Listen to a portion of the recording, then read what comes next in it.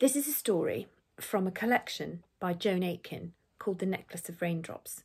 The book contains some of the most beautiful illustrations. I used to read it when I was a child. The particular story I'm going to read you now has the same title as the book. A Necklace of Raindrops. A man called Mr. Jones and his wife lived near the sea. One stormy night, Mr. Jones was in his garden when he saw the holly tree by his gate begin to toss and shake. A voice cried, "Help me! I'm stuck in the tree! Help me, or the storm will go on all night!" Very surprised, Mr. Jones walked down to the tree. In the middle of it was a tall man with a long grey cloak and a long grey beard and the brightest eyes you ever saw. "Who are you?" Mr. Jones said. "What are you doing in my holly tree?" "I got stuck in it. Can't you see? Help me out, or the storm will go on all night. I am the north wind, and it is my job to blow the storm away." So Mr. Jones helped the north wind out of the holly tree. The north wind's hands were as cold as ice. "Thank you," said the north wind. "My cloak is torn, but never mind." There he is, stuck in the holly tree, and there's Mr. Jones looking at him. "You have helped me, so now I will do something for you." "I don't need anything," Mr. Jones said. "My wife and I have a baby girl just born, and we're as happy as any two people in the world." "In that case," said the north wind, "I will be the baby's godfather. My birthday present to her will be this necklace of raindrops." From under his grey cloak he pulled out a fine, fine silver chain. On the chain were 3 bright, shining drops. "You must put it around the baby's neck," he said. "The raindrops will not wet her, and they will not come off. Every year on her birthday I will bring her another drop. When she has 4 drops, she will stay dry, even if she goes out in the hardest rainstorm. And when she has 5 drops, no thunder or lightning can harm her. And when she has 6 drops, she will not be blown away even by the strongest wind. And when she has 7 raindrops, she will be able to swim the deepest river. And when she has 8 raindrops, she will be able to swim the widest sea. And when she has 9 raindrops, she will be able to make the rain stop raining if she claps her hands. And when she has 10 raindrops, she will be able to make it start raining if she blows her nose." "Stop! Stop!" cried Mr. Jones. "That is quite enough for one little girl." "I was going to stop anyway," said the north wind. "Mind, she must never take the chain off, or it might bring bad luck. I must be off now to blow away the storm. I shall be back on her next birthday with the 4th raindrop." And he flew away up into the sky, pushing the clouds before him so that the moon and stars could shine out. Mr. Jones went into his house and put the chain with the 3 raindrops around the neck of the baby, who was called Laura. A year soon went by, and when the north wind came back to the little house by the sea, Laura was able to crawl about and to play with her 3 bright, shining raindrops, but she never took the chain off. When the north wind had given Laura her 4th raindrop, she could not get wet, even if she was out in the hardest rain. Her mother would put her out in the garden in her pram, and people passing on the road would say, "Look at that poor little baby left out in all this rain. She'll catch a cold." But little Laura was quite dry and quite happy playing with the raindrops and waving to her godfather, the north wind, as he flew over. Next year he bought her 5th raindrop, and the year after that the 6th, and the year after that the 7th. Now Laura could not be harmed by the worst storm, and if she fell into a pond or river, she floated like a feather. And when she had 8 raindrops, she was able to swim across the widest sea. But she was happy at home, so she never tried. And when she had 9 raindrops, Laura found that she could make the rain stop just by clapping her hands. So there were many, many sunny days by the sea. But Laura didn't always clap her hands when it rained, for she loved to see the silver drops come sliding out of the sky. Now, it was time for Laura to go to school. You can guess how the other children loved her. They would call, "Laura, Laura, make it stop raining, please, so we can go out to play." And Laura always made the rain stop for them. But there was a girl called Meg who said to herself, "It isn't fair. Why should Laura have that lovely necklace and be able to stop the rain? Why shouldn't I have it?" So Meg went to her teacher and said, "Laura's wearing a necklace." Then the teacher said to Laura, "You must take the necklace off in school, dear. That is the rule." "But it will bring bad luck if I take it off," said Laura. "Of course it will not bring bad luck. I will put it in a box for you and keep it safe till after school." So the teacher put the necklace in a box. But Meg saw where she put it, and when the children were out playing and the teacher was having her dinner, Meg went quickly and took the necklace and put it in her pocket. When the teacher found that the necklace was gone, she was very angry and sad. "Who has taken Laura's necklace?" she asked. But nobody answered. Meg kept her hand tight in her pocket holding the necklace, and poor Laura cried all the way home.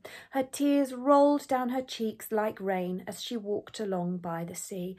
"Oh," she cried, "what will happen when I tell my godfather that I have lost his present?"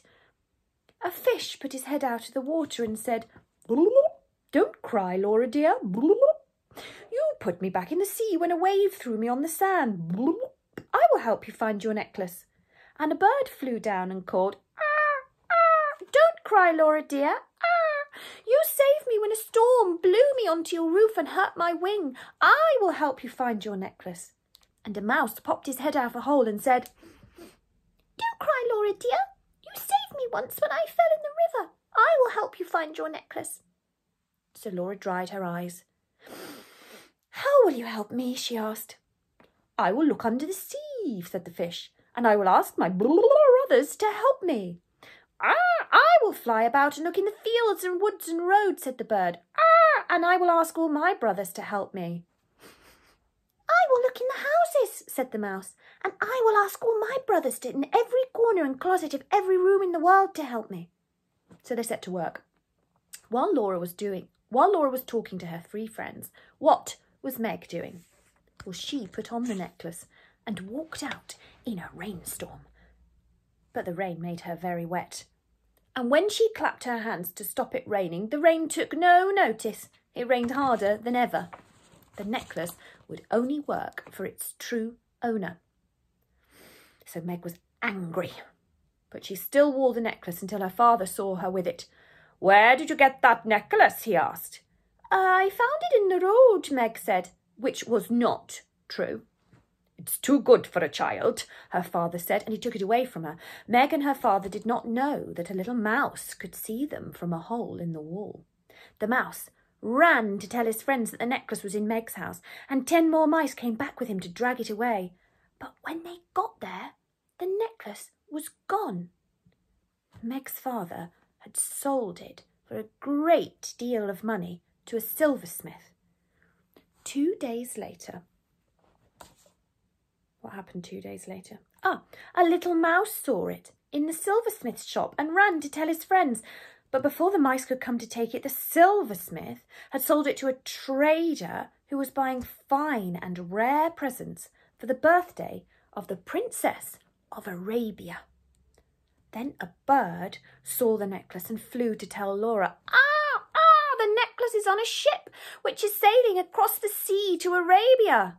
"We will follow the ship," said the fishes. "We will tell you which way it goes. Follow us." But Laura stood on the edge of the sea. "How can I swim all that way without my necklace?" she cried. "I will take you on my back," said a dolphin. "You have often thrown me good things to eat when I was hungry."